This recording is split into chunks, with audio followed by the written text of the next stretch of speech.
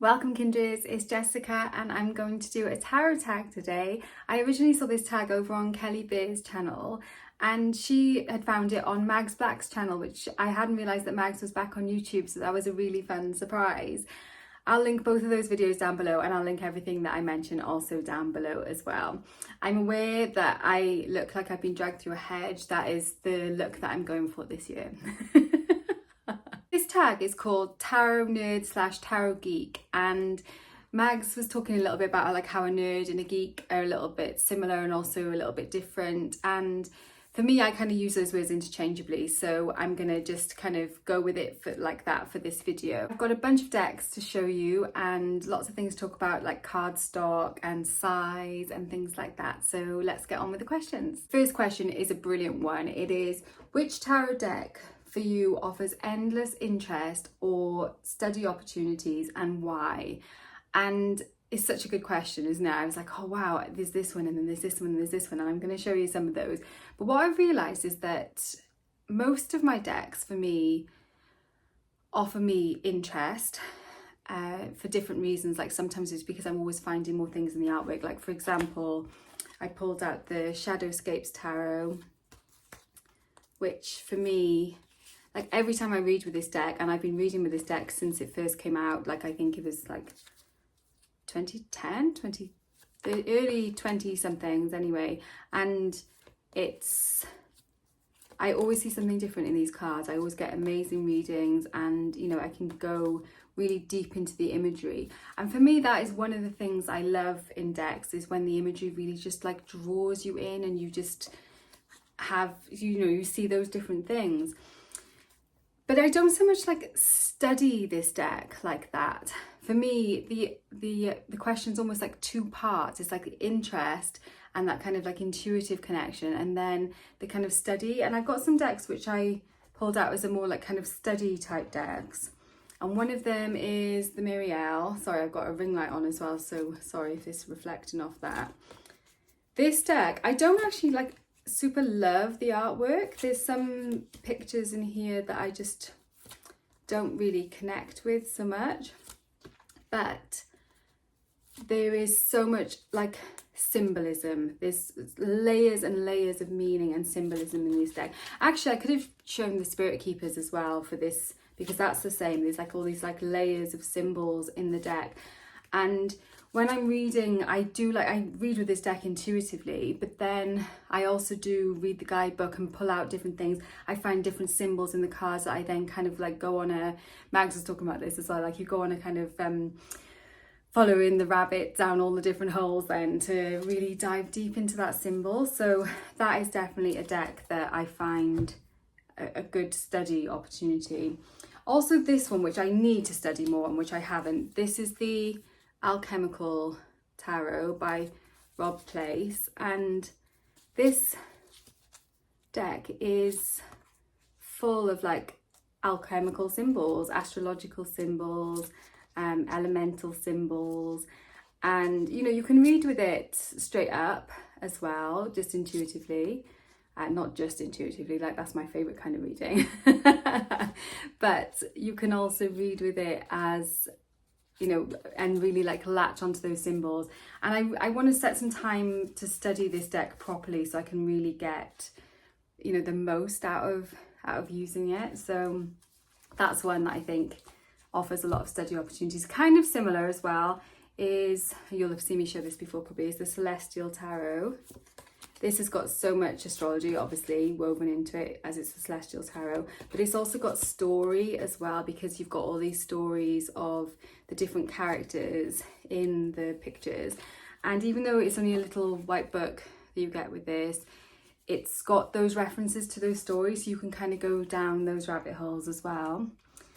And very similar is the Mythic Tarot, and the stories again, you know, you can really like path work with these kinds of cards. I find when there's like a whole story attached to it, you can really dive into that story and then like take that further and find so much more levels of meaning, layers of meaning, I guess, you know, in those stories. Sorry, I keep turning it around to show myself rather than showing you. That's my cards for the first question, but I feel like I could have shown loads and loads of other decks as well, because for me, if a deck doesn't have those layers of either like kind of study opportunities or interest, then I don't gravitate towards those sort of decks anyway. And I was trying to think of like what decks don't have that, and for me there's not really that many anyway. So yeah, if you can think of some that you think, oh well, those decks just don't have any interest, or I guess it's gonna be different for everyone as well, isn't it? So yeah, I thought it was a really interesting question and really kind of made me wonder about the decks I've got and like why I gravitate towards certain decks. Question 2 is, which decks hit or miss my cardstock sweet spot and why? And this one, if you've seen Dawn Michelle's recent video about, it's called Cardstock Matters, and it's kind of a rant, but you know, she's so like just so chilled that it doesn't come across as a rant, but it's so interesting. And the comments underneath, like that was one of the things that made me realize, wow, I am definitely not so much of a tarot geek or a tarot nerd as some people, because especially when it comes to cardstock, because I do not know things like black core and blue core cards, and like I sort of know like linen finish and like laminated finishes and things like that, but I haven't really thought about it that deeply. For me, I tend to gravitate towards a deck because of the imagery, and then sometimes I'm really happy with the cardstock. And like, I obviously know what I like. I'm like, yeah, I like to shuffle with this deck, but I don't like to shuffle with this deck. And I'll show you a couple of those in a moment. But the imagery definitely comes first. And then, like Dawn Michelle was saying in her video, it's like just really frustrating when the imagery is amazing, but the deck is kind of unshuffleable. And then as a consequence, that kind of unusable. So for me, a deck that is like that, not unusable, I do use it, I use it all the time, is this one, the Ostara Tarot. I've done like walkthroughs of this deck, reviews of this deck. I love the imagery of this deck, and I find it reads really well. It's also like weird because it's 4 different artists. I'll link like a walkthrough for it or a review of it for you as well. So the artwork is incredible. Like, look at that. Again, so many layers, so many like just depth, profound depth of meaning in these images. For me anyway, I really connect with these images. But the cardstock is shiny. When I first had it, it was sticky, so like they didn't, when you tried to shuffle, it was like, you know, it was not fun. And like still now it doesn't, and that happens a lot. Partly that's my terrible shuffling. But it's gilded, which always ends up getting chipped. Although to be fair, probably this gilding has stood up better. You can see like on the edges here that it's kind of worn away. But some gilding just gets wrecked immediately, doesn't it, as soon as you start using it. But it's just so like, and this isn't even the worst example, there are definitely worse, chunkier. In fact, to be honest, the Mirielle is a bit like that. It's a little bit more flexible. Let me see if I can. So like, and this is also gilded, I think, and also big, which is one of the questions that's coming up soon. They like big cards, but these are sort of somewhat flexible. So you can still shuffle them, and you can riffle shuffle them. Like, I'm not great at riffle shuffling anyway, but you can. I'm not able to do it like, I can't do it in my hands, but you can sort of riffle them, but you can't bridge, you know, you have to kind of, I can't. You can shuffle them together like that. I'm sure if you were like a really good shuffler, you probably could riffle and bridge these, because the size is good. I like the size, even though I don't particularly like the cardstock. But yeah, it's just sad, because if it was nice cardstock, this would definitely be like my all-time favorite deck. So, oh, I don't know. I've said that, and now I'm like, wow, that's really that's really staking a claim there. So I don't know about that, but I do love that deck. Again, so much symbolism, so much to kind of dig into. I'm trying to find places to put this, because my desk in front of me is literally covered in decks to show. So, oh, and those are the cards that I lost behind me. So cardstock wise, my favorite is just the Llewellyn decks. You know, like the bog standard. They're like, they're a little bit smaller than some of the others. Well, definitely smaller. There's the Mirielle. And then like the Mirielle's like kind of oracle sized, which, you know, it'd be nice if they did make smaller oracles. I feel like they are now, actually. The Woodland Wardens was a bit smaller. Okay, so let me show you. This is the Green Witch in front of the Muriel. So the Llewellyn cardstock, like some people hate it because they say it feels like kind of cheap and thin.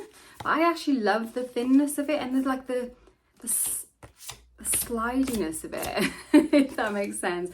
And like, it just shuffles so well. You can definitely riffle and bridge it. Ooh, and I'm still throwing cards everywhere, which just goes to show it's me and not the cardstock itself. So this sort of deck, the Shadowscape's the same. Is it exactly the same? They do change it a little bit, like it depends what year you've got the deck. So, oh yeah, it's exactly the same size, and feels a little bit different. This one feels like slightly slippier than the Shadowscapes, but I think, like, for me, Llewellyn is always a pretty safe bet, and those ones, you know, like you get in the like magnetic closure boxes with a decent sized guidebook. I've recently got the Hidden Realm, which is the same and shuffles really well, although one of my cards of these is already ripped, which it's not like a major rip, but I was quite disappointed about that because I've only had it, you know, I have been using it a lot, but I've only had it a few weeks. So, but yeah, usually I find that even though it's thin, it's not flimsy, and you know, it's just a pleasure to use. It's a tool that is a real pleasure to use. So yeah, another cardstock that I like, and I think this is a linen, but it's kind of like a laminated linen finish, is the Marigold Tarot. And that is, again, it's a decent size. It's a good size. It's not too big, it's not too small. So it's slightly taller than the Green Witch. And it's about the same width. It's probably slightly wider as well. But it's still like a good size for me to shuffle in my hand. And it's got like a, I don't know if you can see, it's got like a slightly, it's almost like a kind of embossed linen finish. Like, I don't think it's a real linen finish, but it doesn't feel like super plasticky, but somehow it does still, look at the edging as well. I love that. It's not gilded, it's just black edged, which is really nice, but it just shuffles. I'm trying to shuffle up high as well, which doesn't help in front of the camera. Just shuffles really well. And you can riffle and bridge this deck. So it feels sturdier, I suppose, is what I'm trying to say, than the Llewellyn deck. So see how thick they are actually in comparison. So there's Green Witch. And there's the Marigold. So it's about the same. So yeah, probably thickness-wise of card is very similar. But it just feels sturdier because of that lamination. So that is a really nice... Who publishes that, actually? I think that was like an independent deck, wasn't it? By Amrit Bra. So I'm not sure and that's exactly what I mean about like not being a proper tarot nerd, tarot geek, because I don't know like how much GSM my cardstock is, and whether it's a silk finish or a linen finish or a laminated finish. I don't know. I just know that I like the artwork and whether I like the feel of it to shuffle or not. So I probably should learn those things though, because that would obviously be really helpful when choosing the deck, and I could look to see what they were. But I think I would still get it anyway if the imagery was... If it really resonated with me, then I will always give it a go, despite what the cardstock is like. Question 3 I've kind of touched on a little bit, and it is, does size matter? And what are your biggest and your smallest decks and things like that? So I've already talked about the Muriel. Like, this is a pretty chunky tarot deck. It's a big tarot deck. It's difficult to kind of get your hands around. My hands are quite small. They probably don't look it now because I'm putting them close to the camera, but yeah, they're quite small, and it's difficult to shuffle, so I find. But I have got a couple of these little tarot in a tins, and I find these really good for, ooh, my card is jumping out, and then I didn't even shuffle that one. So this is really handy if you want to go take them out and about. I love these little tins because you can just chuck it in your bag and you don't have to worry about it getting bashed around or drinks leaking on it and stuff like that, which has all happened and it's been fine. It still looks in perfect condition, and I've taken this deck out and about a lot. It's more shiny, the feel of these cards, of the bigger Llewellyn, because these are Llewellyn published as well. Oh no, US Games. Ah, okay, yeah, they're US Games. So yeah, the cardstock is slightly different. So it's a little bit like, a bit thicker, I guess, and a bit firmer. But the small size of it just makes it really nice to use. And what's really cool as well is, like, if you like to use big spreads and take photographs of your spreads, when you're using smaller cards, that's just much more kind of achievable to do as well. So I like it from that. It shuffles really well. You can riffle and bridge it. Yeah, it's nice. The only thing about these tarot in a tin, they've obviously done it because of the size, is if you look at the corners, I find the corners, like, they are rounded, but they're very like small rounded, whereas I quite like the more gentle round. That's being really picky. That is a really fun to use and easy to use deck. So yeah, tarot in a tin. I've also got the Halloween tarot in a tin. I think those are the only two. I think I bought my daughter one as well, a little tarot in a tin. It's just so handy. And I've shown you my Mirror Owl. I've got this, which I thought was worth showing because this is like a different whole shape again, and this is quite fun to use. This is the Dark Days Tarot, which is an indie deck as well, and it's square and you can read it in all orientations. Again, it's gilded. This gilding is actually, look, this looks pretty good still. Like, I don't use this loads. I use it a lot for like moon readings mainly. That part of the deck is like the wrong way up. But yeah, this, because it's square but it's not huge, so I can still fit it in my hand. Let me show you some of the imagery of the cards if I can do it without. Here we go. So it's all black and white. The majors are white with black and the minors are black with white. And these are all the wrong way around now. Oh yeah, there's one of the majors there.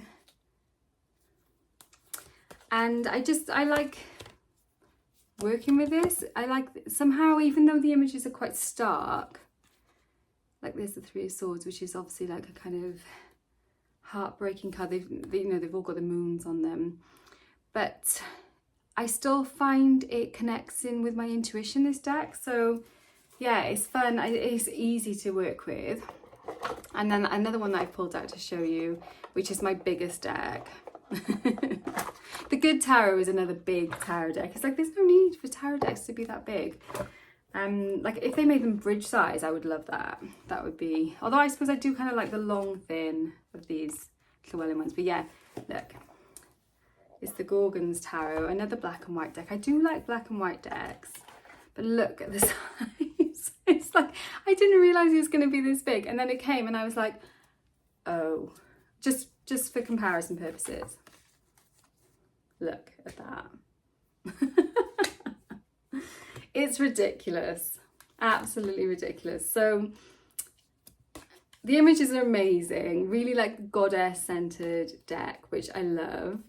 But like, I can only use it on the floor or in bed or something like that if you're doing a spread, because like, how are you supposed to put this many of these cards down? There's just not the space for it. Like, it's literally the size of my head. That is too big for a tarot deck, in my opinion. But I love it. I love the images of it. I almost sold it before, but then I was like, oh. So I didn't. And I hardly ever use it because it's so massive. Look at the backs. It's so massive and just really difficult to use. So yeah. I appreciate like seeing the artwork large. Like, I would love them to make a larger of the shadowscapes. Like, I know they do make the check version, but it's still not huge. Like, if anything, like, that's the sort of artwork that needs to be bigger, not this kind of more stark black and white artwork that definitely would have been fine on smaller cards and still round. Like, it's not the circle that I have a problem with. I actually quite like that, but just the size. The size is ridiculous. Question 4 is, do I have like a favorite creator or author of a tarot deck? And I do have quite a few decks by, here we go, I'll show you these, by Paulina Cassidy. This is the Paulina Tarot. Let me show you some of these pictures because they're gorgeous. I love her deck so much because they're just so playful. And again, oh, that one's upside down. I should like check this out, shouldn't I, before I'm showing you. Oh dear. This is not the professional standard you expect from this channel, I'm sure. Yeah. Just look at it. It's just beautiful, absolutely beautiful. And so many little things, like you get something different out of this every single time you read with it. I love her artwork. It's so like playful, but also there's like a darkness to it that is just, I just really connect with it and I love it. And so yeah, I've got the Paulina Tarot. I've also got the Joie de Vivre, which, you know, I use this a lot, so you will definitely have seen this deck if you've watched my videos before. I love it. And this one is like a deck full of fae for me, of spirits. It's a spirit deck. It's just gorgeous. Yeah, I just love her style of artwork. And also like some artists have got really amazing artwork, but it's not necessarily like fitting with the tarot, but I feel like she also really knows the tarot. I also have this Spirit Song, which is kind of like an animal deck. It's almost like a kind of crossover I found between like an oracle and a tarot deck. But again, it's beautiful. This is the one I use least of hers, for sure. But I still love it. I think it still looks really beautiful. I'm more likely to use this one more for like one card pulls, or like more like an oracle rather than using it as a tarot. I think it's bigger as well than these, which is probably why, which is interesting, isn't it? It's like I don't think about these things necessarily, and then it's like, ah, yeah, that's why. Yeah, look, it's bigger. So that's one from the Joie de Vivre in front of the Spirit Song, and you can see that it's like quite a bit bigger, and that's probably why. That I don't use as the backs. Look at the backs. Back of the Joie de Vivre. Gorgeous. Love it. I've got a couple of her oracles as well. There's like the Witchlings. I feel like there's another one as well, like a fairies one as well, an oracle deck. But yeah, I really love her work. But I was thinking there's actually quite a few artists' work that I really enjoy. I've got the Nicoletta Ciccoli Tarot, which I love. Oh, let me grab it. Yeah, this is beautiful artwork as well.